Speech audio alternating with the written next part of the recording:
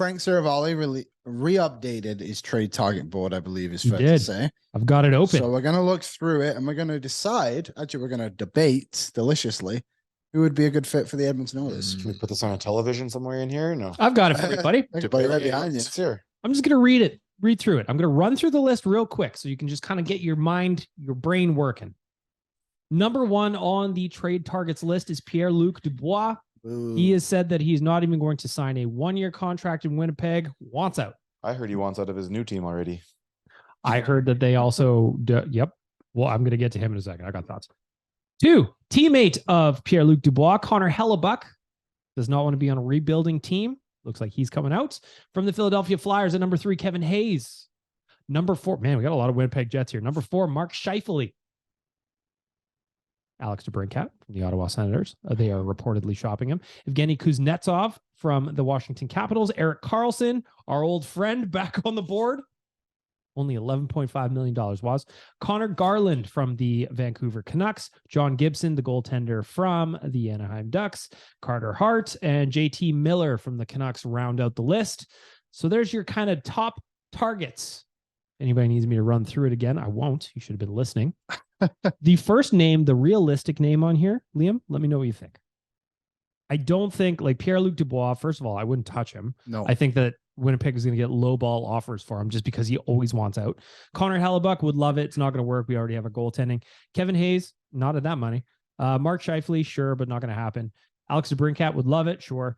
Kuznetsov, maybe, but the money is crazy, $7.8 million. The one that I'm actually legitimately interested in, Liam, and it would take some finessing. Connor Garland. I was going to say, I think we're on the same page. 27 years old. I was thinking the same thing. 17 goals, 29 assists with the Canucks last year for 46 points. 3 more years left on his deal at $4.95 million. Could the Oilers do it? You'd have to get creative. The only thing, like, the reason why it's not going to happen, interdivision trades don't really happen like this. And I imagine the Oilers would have to pay too much to get a Connor Garland. When we spoke to Quads yesterday on ON Everyday, he said if anyone was getting moved out of Vancouver, it would be Connor Garland, despite nobody actually wanting him to go anywhere. They're just in such a terrible spot.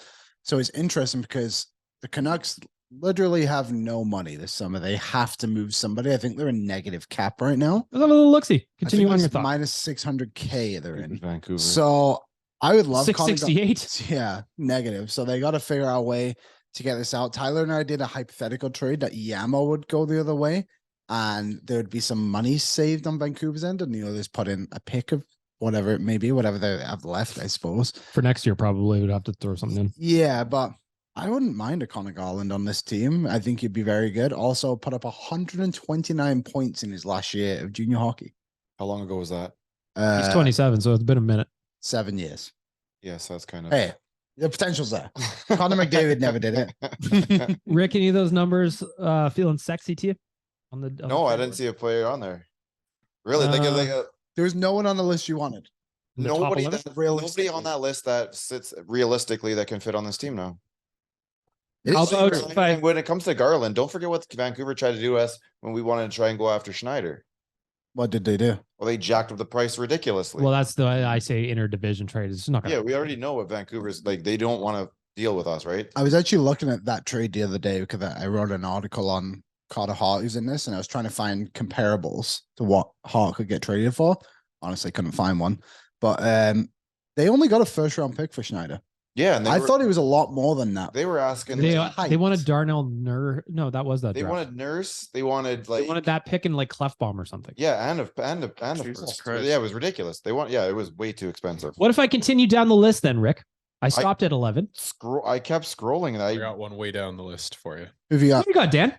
I'm looking at a guy named Taylor Hall? Andrew Peak. Yeah, I saw that one one as well. Just because now with these transactions that they've made between Severson and Provorov, the right side in Columbus becomes quite stacked, and the right side in Edmonton, while I think it's spoken for, I think we would all agree that having somebody there to supplant a Desharnais, so he doesn't necessarily have to start with the big team, Just a little like more we did with competition. Broberg last year, where we kind of forced Broberg into the lineup where he may not have necessarily needed that at that time. I'm just thinking a Peak might be We know anything about this Peak, or are we just talking about him because he's the 25-year-old